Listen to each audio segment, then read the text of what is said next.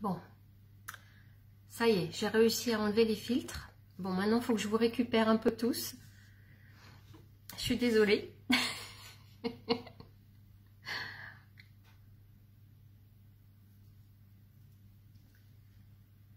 Je vais remettre les commentaires.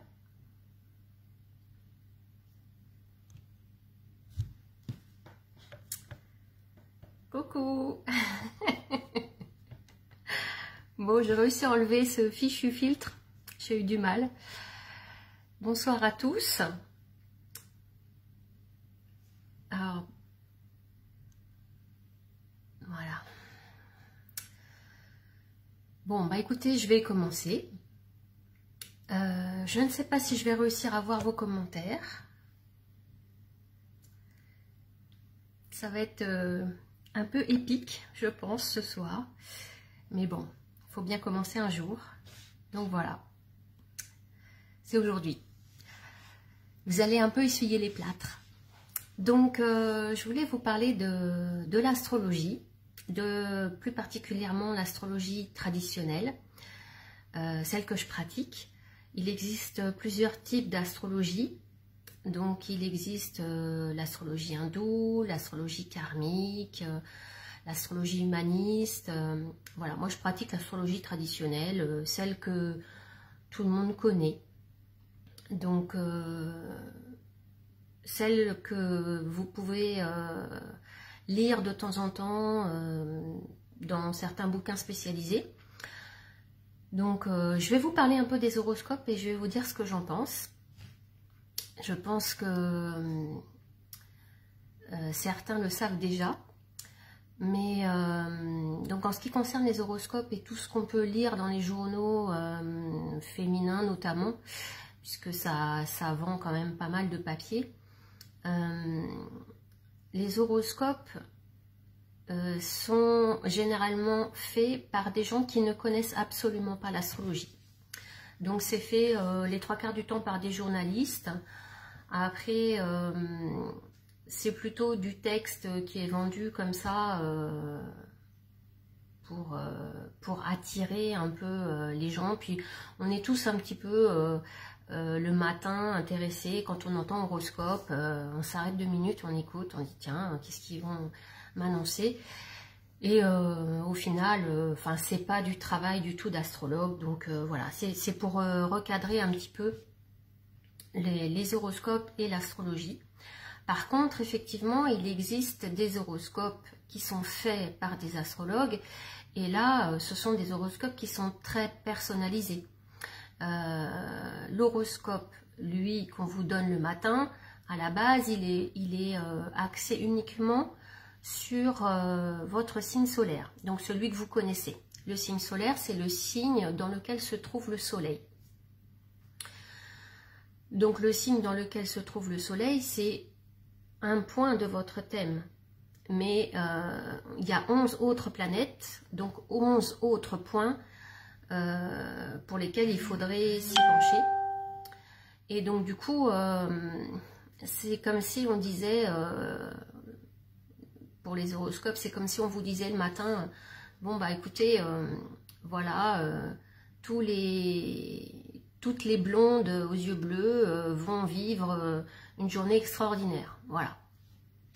Bah, ça a le même degré de finesse que ce qu'on peut vous dire le matin. Voilà. Donc en fait, les horoscopes, bah, c'est sympa, écoutez, mais vraiment ça s'arrête là, quoi. Si vous voulez vraiment un horoscope fiable, adressez-vous à un astrologue qui vous fera votre horoscope selon vos coordonnées de naissance. Et donc, vous aurez quand même une vision plus fine de ce qui pourrait éventuellement se passer, puisqu'on en reste au stade des prévisions. On est bien d'accord, en astrologie traditionnelle, ce ne sont que des prévisions, au même titre que la météo, c'est-à-dire que c'est quand même assez variable. Il est vrai que généralement on s'y retrouve, mais bon, heureusement, en astrologie traditionnelle, on conserve notre libre arbitre. Ce qui fait qu'au final, les prévisions peuvent quand même être utiles pour préparer le terrain et pour, je dirais, ne serait-ce qu'avoir un outil d'évolution. ce qui est déjà hyper intéressant en soi. Et donc, du coup, effectivement, ça n'a d'intérêt que dans ce sens-là. Après, quant à prévoir réellement des événements, c'est quand même un peu plus compliqué. On peut effectivement prévoir des tendances, mais ça ne reste que des tendances. Voilà, donc ça pour parler un peu des horoscopes. Ensuite, je voudrais également vous parler de l'astrologie que l'on peut trouver sur Internet. J'ai un peu regardé, j'ai un peu été fouillée dans ce qu'on peut trouver sur le net. Donc on vous propose pas mal de choses concernant... enfin, vous rentrez vos données de naissance et puis on vous sort un truc papier que vous payez quand même à mon sens relativement cher. Même si c'est 20 ou 25 euros, bah, vu que c'est fait par un logiciel, je vois pas trop l'intérêt de passer par ce type de prestation. Même si ça peut donner une première approche de son thème, mais comme c'est fait par un logiciel, ça reste quand même très impersonnel, quoi. Voilà. Après, bon, libre à chacun, et puis ça peut être une première approche. Ensuite, donc je vous ai parlé brièvement des horoscopes, et donc je vais revenir un petit peu sur qu'est-ce qu'un thème et comment c'est fichu un petit peu en règle générale. Donc, on a d'abord le zodiaque, donc avec 12 parties, et dans ce zodiaque, nous avons 12 planètes qui tournent, voilà, qui tournent dans le zodiaque, et qui en plus forment des influences entre elles. Donc c'est déjà une première approche. Donc quand on va faire un thème de naissance, on va prendre la photo du ciel pile au moment de votre naissance et à l'endroit, au lieu de votre naissance. Donc on va faire votre photo du ciel à ce moment-là. Donc là, ça sera figé. Et ce thème de naissance sera valable toute votre vie. On peut y revenir, travailler toute sa vie dessus, mais il sera tout le temps valable, même si vous évoluez. Effectivement, vous aurez une approche différente des choses qui sont dans votre thème, mais il existera toujours. C'est comme si vous preniez une photo de vous bébé, c'est vous bébé, et c'est valable toute votre vie, même si vous grandissez. Donc voilà, le principe. Donc ces planètes sont réparties dans le zodiaque, et le zodiaque est découpé en maisons, qui sont les lieux dans lesquels les planètes vont agir plus dans votre thème. Voilà, j'espère que j'ai été claire. Donc ensuite, on a l'ascendant, bien sûr, qui est aussi un point remarquable du thème de naissance. Le milieu du ciel, le fond du ciel, et voilà, enfin bref, tout ça c'est assez technique. Pour ceux qui en veulent en savoir plus, n'hésitez pas surtout à me contacter, m'envoyer des messages, voilà, je réponds bien volontiers, il n'y a pas de souci. Donc le thème natal, pour revenir sur le thème natal, lui, il va servir à l'astrologue pour vraiment travailler sur la personnalité et définir quels sont vos atouts et les points qui sont plus bloquants, voilà, qui vont vous poser des soucis. Et donc, on va arriver à décrire toute la personnalité comme ça, à travers le thème de naissance. Donc ça, c'est un gros boulot qui nécessite au moins 1 heure de rendez-vous minimum. Et ça, on peut revenir après plusieurs fois parce qu'il y a tellement de détails, tellement de choses à aller creuser que vraiment, si on veut s'y pencher très sérieusement, on peut travailler dessus pendant de longs moments. Après, le thème natal, lui, donc il reste figé toute votre vie. Et par exemple, à l'occasion de votre anniversaire, on vous fait un cadeau, on dit bah tiens, je t'offre un petit rendez-vous chez une astrologue, donc voilà, vous pouvez venir me voir. Et donc lors de ce rendez-vous, vous auriez plutôt envie de travailler sur ici et maintenant. Donc dans ce cas-là, je vais prendre votre thème de naissance et je vais faire ce qu'on appelle la révolution solaire, qui est une façon d'anticiper un petit peu pour l'année à venir, puisqu'on parle de la révolution du soleil sur une année. Donc là, on va faire le comparatif entre votre thème de naissance et la révolution solaire. Et là, donc à la base de ces deux thèmes, on va regarder quelles sont les planètes qui sont activées. Par exemple, si vous avez Vénus en Taureau, et puis que lors de votre anniversaire, Vénus repasse en Taureau, ça sera un point particulier pour lequel il faudra vraiment avoir une certaine attention, parce que le Vénus de l'année à venir va venir réactiver une énergie dans votre thème natal. Donc là, ça sera super intéressant de travailler sur votre Vénus, par exemple, à ce moment-là. Donc, à base de l'astrologie, on peut avoir des moments plus propices pour travailler sur certaines choses ou sur d'autres choses. C'est ça aussi l'intérêt d'aller déterminer des dates, ou en tout cas des laps de temps pour lesquels on va pouvoir travailler un point particulier de votre thème. Donc ça, c'est plutôt sympa, parce qu'en plus, le travail se fait plus simplement sur ces moments-là. Et vous allez pouvoir dénouer des choses plus en douceur, en tout cas. Et plus profondément, certainement aussi. Donc c'est la révolution solaire qui permet ce genre de choses. Ensuite, on peut travailler sur la révolution lunaire. Donc la révolution lunaire, c'est toujours à la base de votre thème de naissance. On va aller chercher le thème du mois en fonction de la position de la lune. Et donc à ce moment-là, on va pouvoir faire le comparatif entre le thème mensuel et le thème de naissance. Et là, même chose, si vous avez,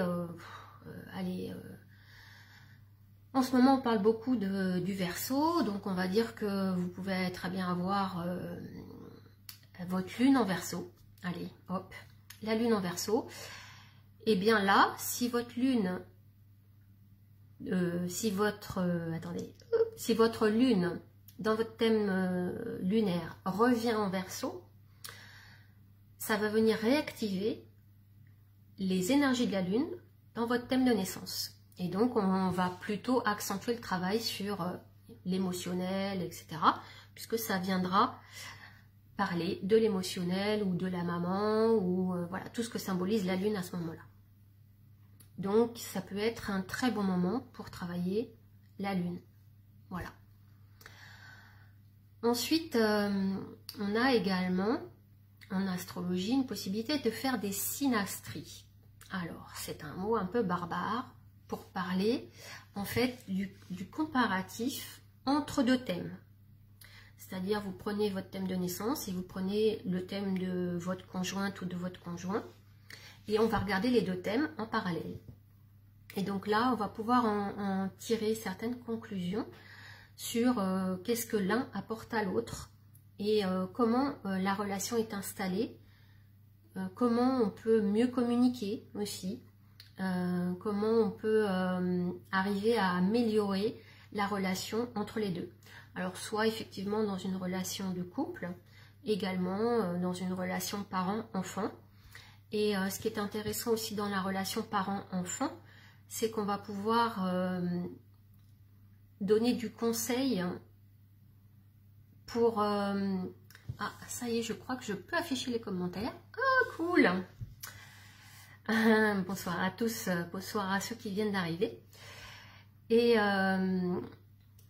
du coup, la synastrie va permettre aussi aux parents de mieux pouvoir communiquer avec les enfants et d'amener vraiment une façon de communiquer différente. Par exemple, si vous avez un enfant Gémeaux et que vous êtes Capricorne, vous pourriez avoir tendance à communiquer avec l'enfant en mettant vraiment des barrières, en en mettant des limites à beaucoup de choses. Et si vous avez un enfant Gémeaux, ça va être compliqué parce que Gémeaux, ça bouge pas mal et lui, il aime bien, au contraire, aller explorer, il s'intéresse à beaucoup de choses et est très curieux. Et donc, on va plutôt conseiller aux parents de d'amener l'enfant dans sa curiosité, mais effectivement en lui tenant la main, enfin je dirais dans un lieu sécure, en lui permettant de pouvoir s'épanouir d'une façon plus entourée. Voilà, c'est une piste d'idée comme une autre, hein, mais c'est un bon exemple. Ensuite, ce que moi je propose aussi comme travail au niveau de l'astro, c'est ce que j'ai appelé le chemin de vie, qu'il y en a certains qui ont déjà testé. Et donc c'est toujours à la base du thème de naissance, du thème zodiacal, du thème astral, c'est la même chose, c'est le même terme pour... enfin c'est la même chose avec un terme différent. Et là, le chemin de vie, moi je vais le travailler en 3 parties. Donc 3 rendez-vous d'une demi-heure qui permettent, je dirais, de beaucoup mieux intégrer votre thème de naissance et qui va pouvoir aussi s'adapter en fonction de vos demandes. Le thème de naissance, c'est très très lourd à digérer quand même en une seule fois. Je trouve que c'est un peu... on perd pas mal d'informations. Et donc, c'est vrai qu'en le faisant en 3 fois, ça permet de pouvoir y revenir à nouveau et de pouvoir travailler son thème sur un point particulier un peu plus en profondeur. Voilà, c'était un peu l'idée. Et je mets toujours une petite référence karmique aussi sur mes études parce que il est intéressant aussi d'avoir cette profondeur. Ça peut amener une explication sur certains comportements en tout cas. Même si je ne fais pas une étude karmique complète, mais au moins sur le nœud nord et le nœud sud, on peut avoir une première explication sur certains comportements profonds qu'on peut avoir du mal à expliquer nous-mêmes. Et du coup, ça peut éclairer un petit point de notre thème et ça peut être assez sympa d'avoir cette information-là. Voilà. Donc ensuite, l'astrologie, donc les bénéfices de l'astrologie que vous pouvez en tirer, c'est quoi en gros? Eh bien, c'est déjà mieux vous connaître. Bon, ça, ok. Après, il faut en faire quelque chose. Et donc, avoir un peu d'éléments sur votre potentiel. Qu'est-ce qui est vraiment mis en valeur dans votre thème? Qu'est-ce que vous pourriez vraiment vous développer et quels sont effectivement les blocages, j'aime pas trop parler de blocage parce que ça a l'air d'être quelque chose d'insurmontable et en fait il n'y a rien d'insurmontable, donc plutôt des freinages qui peuvent venir vous embêter. Et une fois que vous en avez conscience, que vous avez pris conscience de ça, vous pouvez soit travailler dans une optique vraiment de pouvoir contourner cette difficulté. Alors c'est à vous de trouver aussi vos clés, mais voilà, on peut toujours essayer de contourner. Mais en tout cas, déjà, de développer votre potentiel, déjà c'est... même si vous avez des difficultés à le mettre en place, mais si vous allez dans le sens du développement de votre potentiel, vous allez dans le sens de votre thème. Et donc là, vous ne pouvez pas vous planter, ça ne peut que fonctionner. Voilà, comme dit Christelle, ça peut permettre d'ouvrir des portes et des pistes de réflexion. Ouais, merci Christelle, ouais, c'est vrai. Les pistes de réflexion et de développement, parce que c'est ça l'idée aussi de l'astrologie, c'est vraiment de se développer, d'aller explorer et à la découverte de soi. Voilà, c'est vraiment ça. Ensuite, comme je le disais tout à l'heure, on peut également déterminer des périodes qui sont plus propices à certains travaux. Donc, ça peut être très intéressant. Par exemple, vous avez décidé d'ouvrir votre entreprise. Vous vous demandez, bah tiens, quelle serait la période la plus propice pour développer un peu ma boîte, que ça se passe le mieux possible, qu'il y ait le moins d'embûches, voilà. On peut déterminer ça à la base de l'astrologie et ça peut fluidifier un petit peu le boulot. Voilà. Je vais boire un petit coup parce que quand même j'ai soif. Voilà. N'hésitez pas à me mettre des petits messages. Est-ce que vous avez des questions? Est-ce que vous voulez qu'on aborde un sujet en particulier? Voilà, c'est open.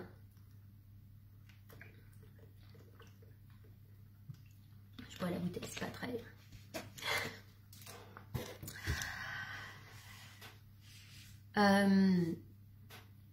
Donc, l'astrologie, ça permet aussi de mieux gérer certaines périodes de changement. Donc, comme je disais, si vous avez un projet particulier, ou même si vous êtes dans une période où vous êtes en questionnement, des remises en question, coucou Aurore, des remises en question, soit sur le côté professionnel, le côté personnel, ou même simplement si vous êtes dans une démarche de recherche purement spirituelle aussi, pourquoi pas. Et on peut aller, avec la base de l'astrologie, chercher beaucoup d'informations. Enfin, l'astrologie ne va pas vous révéler des choses. On fait rarement de révélations en astrologie. Mais par contre, on vient confirmer des sentiments profonds. On vient ouvrir des pistes de réflexion. Et on vient mettre le doigt sur, surtout, j'insiste, le potentiel que vous pouvez développer. Et c'est ça qui est vraiment chouette. Après, effectivement, on peut travailler aussi sur les prévisions. Donc, comme je disais tout à l'heure, les prévisions ne restent que des prévisions. On est bien d'accord. Et les prévisions, ça permet de se préparer aussi à certaines situations. Voilà, qu'elles soient agréables ou désagréables d'ailleurs. Et ça permet d'anticiper et de pouvoir tirer une meilleure partie de la situation. Donc voilà, salut Andrea. Donc voilà, c'est un peu l'idée aussi de préparer le terrain pour éviter de se prendre les choses en pleine figure et surtout de se prémunir, voilà, de se préparer, d'anticiper, c'est un peu l'idée. Ensuite, donc la synastrie, on y revient pour comprendre la relation et surtout aussi dans la synastrie, donc la comparaison de deux thèmes de naissance, toujours, que ce soit pour un couple ou pour des parents. Donc ça permet de vraiment avoir quelques clés pour communiquer avec l'autre. Qu'est-ce que l'autre attend de moi et qu'est-ce que moi je peux lui apporter? Et surtout aussi, il y a vraiment un échange dans la relation et comment s'adresser à l'autre, avec quel vocabulaire, qu'est-ce qu'il va entendre, comment vraiment essayer de faire passer au mieux son message.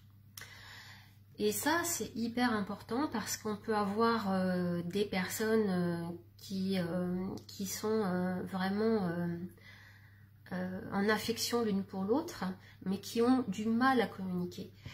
Et quelquefois, il suffit d'avoir quelques clés pour arriver à vraiment toucher l'autre et faire passer son message. Et ça, c'est hyper important. Donc ça se fait sur la base de la synastrie. Synastrie, c'est vraiment un mot qui n'est pas joli. Il faudra vraiment essayer de trouver un autre terme. D'ailleurs, si vous avez des idées, vraiment, je suis preneuse. Donc, il s'agit de comparer deux thèmes pour vraiment fluidifier la communication entre les deux personnes, que ce soit en couple ou avec les enfants. Donc, si vous avez des idées, je prends pour définir ce que c'est que la synastrie, en fait, parce que c'est un peu barbare comme thème. Donc, voilà. Il y en a quand même pas mal qui me connaissent, visiblement. Il y en a d'autres qui me connaissent peut-être un peu moins. Donc, je ne me suis pas vraiment présentée en début de vidéo. Donc, je vais le faire maintenant. Donc ça fait depuis 96 que je pratique l'astro. Ça fait un petit peu long. À savoir que l'astrologie, merci beaucoup pour les petits cœurs, savoir que l'astrologie, c'est au minimum 10 ans d'études. C'est ce qu'on m'a dit au début. On a essayé de me décourager un petit peu, mais je me suis accrochée. Et donc depuis 96 je pratique. J'ai fait plusieurs stages à l'Institut d'études astrologiques qui est à l'époque à Nantes. J'ai poursuivi ensuite par 5 ans de cours particuliers avec une astrologue de la Fédération des astrologues francophones.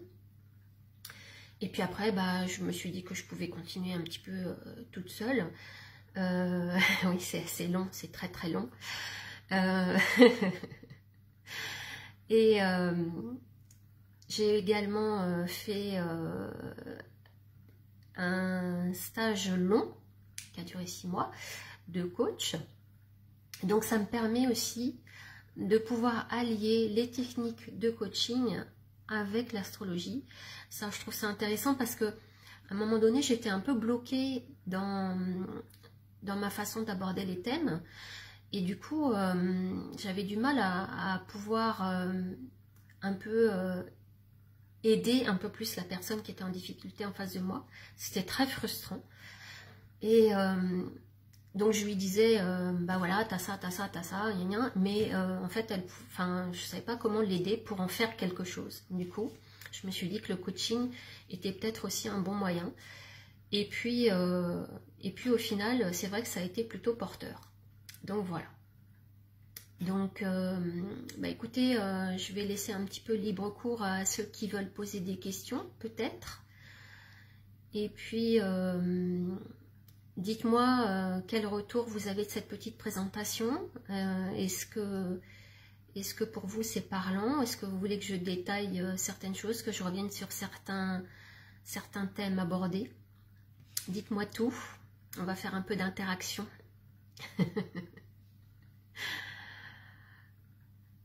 Merci pour les petits pouces, hein, c'est sympa. Merci pour les encouragements. C'est ma première, hein, donc c'est pas super top, mais bon, on va s'améliorer au fur et à mesure du temps.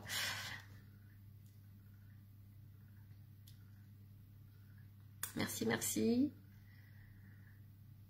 Vous n'avez pas de questions, pas de termes barbares que vous n'auriez pas compris. Ok. Tout le monde connaît ses ascendants, tout le monde a déjà commencé à regarder son thème.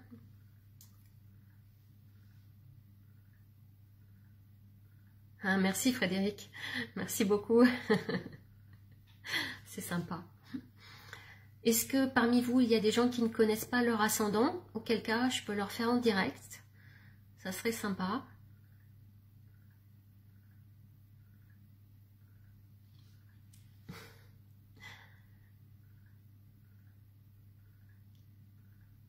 Non, tout le monde connaît ses coordonnées.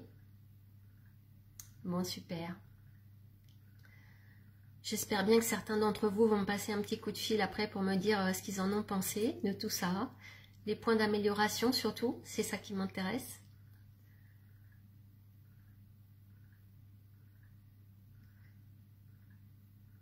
Ouais.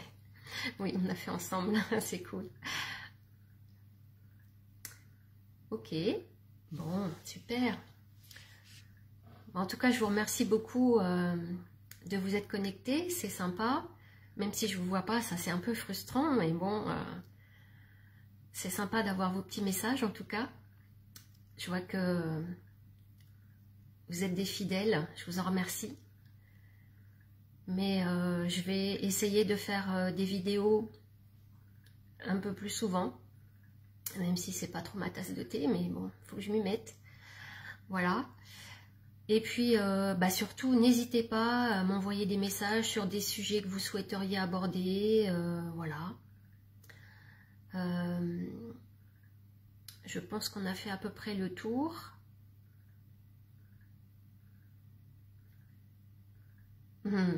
Merci à vous d'être venu, merci à vous de votre participation, c'est très très sympa. Ouais, le remue-ménage de Mars, ouais, ça va venir, ça va venir.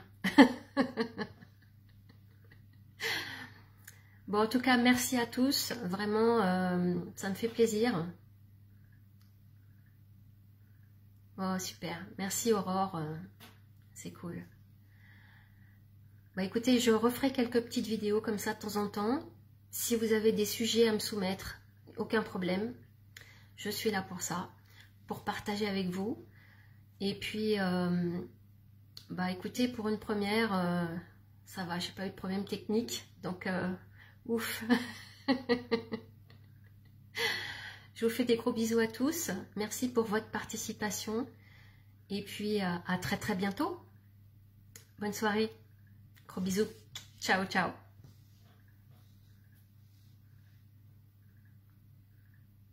Merci. Bisous.